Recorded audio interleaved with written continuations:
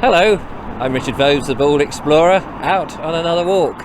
And with me is the lovely Cynthia Julian and Julia Cynthian. I mean, the lovely Julia. Do come down. Do come down. We are out on a walk. Hello, guys. Hi. Hello, girls, even. Ladies. Ladies, beg your pardon. Do come a wee bit forward so we can see you. That's marvellous. I've dragged you, ladies, out into the countryside because one of our lovely viewers, Cushty Phil, he's responsible for this. He has told me about a church in a field at Upwaltham, and that's where we are. Have you ever been to Upwaltham before? I don't think so. No. I heard about it yesterday for the first time. Oh, there we go. Right. That's because I told you we were going. So we thought, and we're also taking little Echo down here. Can Echo be lifted up into the screen mode? Hello, Echo.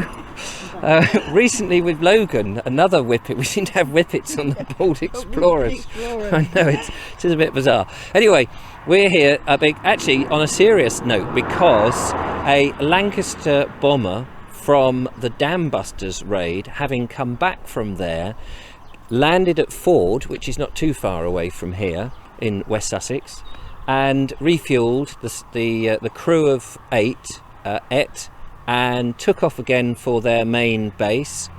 And unfortunately, they crashed into one of the hills in this area, and there's a memorial in the church dedicated to them. A second plane also crashed. We'll tell you more about that as we go. There's a sign here, over there, tells us where we're going. It is, what does it say on that? St Mary the Virgin, Upwaltham. Brilliant, that's the church we're going to look for. Are you all ready? We're ready. I think it's that way because we can see the church beyond us. So, after you guys.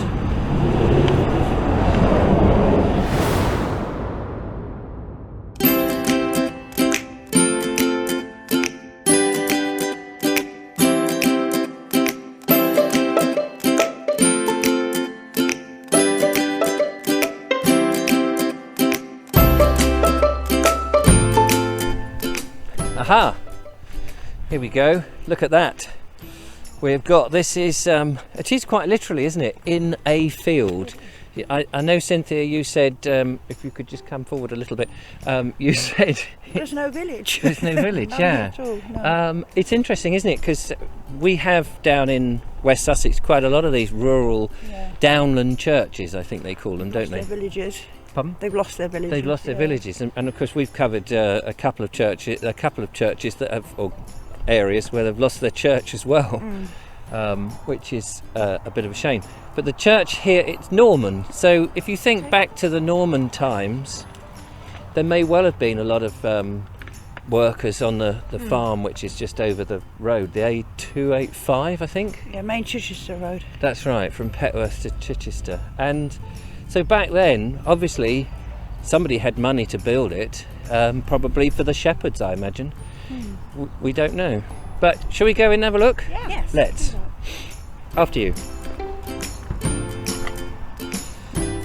Oh, thank you very much. We are so very lucky, aren't we, that we have so many of these rural churches to explore in these videos. Yeah. It gets us out and about and appreciate the wonderful countryside, especially as this is actually on a public footpath as well. Right, let's go in and have a look.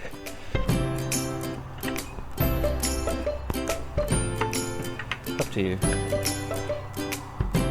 It's lucky that it's open, isn't it? That's one of the nice things about these old churches.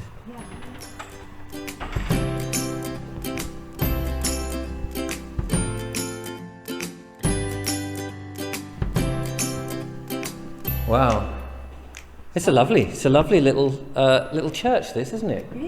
It is. You've got this beautiful big arch, which I think when I read up about it, that's not an original arch there that goes into the chancel. That's a later addition, because the original Norman arch would have been much narrower and higher. What else have we got? We've got these windows. These are all apparently later additions. But one feature that is original with the church when it was built in 1120 is the font. Yeah, and that, it's like a bucket font, so that's quite interesting. I like that window, it's very pretty. Oh yeah, I think that's Victorian though. It looks old, but it's actually Victorian. Yeah.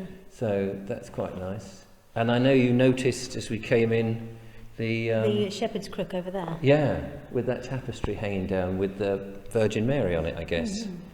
It's a lovely, lovely church.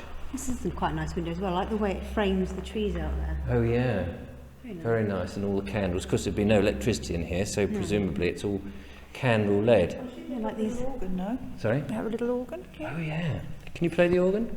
No. Oh. I like all these, what are they called? Candelabras? Candelabras. Oh yeah. 4 of them. So here's the memorial then. Gosh. 15.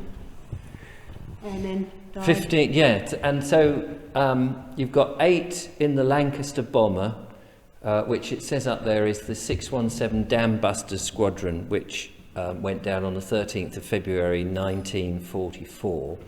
And then a year later, almost to the year, on the 11th of February, it's amazing, isn't it? You have, how many are there? Are there 7, I think, altogether, who also crashed up on the Downs in a slightly different place, but all of them near here, and somewhere there's a plaque, and you can go and find the plaque. And I think it says online that there's a plaque, but I couldn't see the route to the plaque. I guess if you knew the area, you could go and search on it. And I forget which the hill is, Little Down or something. I'll put it on the screen.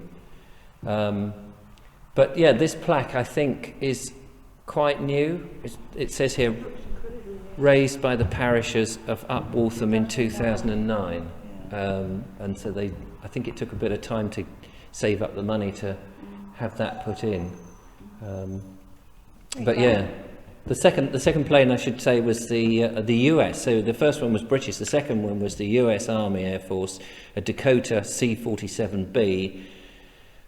So you know, both Brits and Americans, and I think there was also Australians and Canadians. Yeah. So as you said before we filmed this bit, the Downs have downed quite a few aeroplanes, hasn't it? Claimed quite a few people Yeah. just crashing into them. Just crashing into them. And I don't know the reasons why. Because they're not terribly high, that's the weird thing. It's only No. about 600 feet tops, But I don't know whether there's any turbulence difference with the with the undulations and Yeah, stuff and yeah. uplift. Yeah. Maybe it was just weather, and I don't know. weather, damaged vehicles, tired crew. Yeah. But it's A nice lot that, of people in that particular. yeah, nice that they are remembered. Yeah. So this is the font. And shall we open this up and have a look? Made out of one piece, Yeah. do you think? Yeah, it's It's got metal lining. Lead.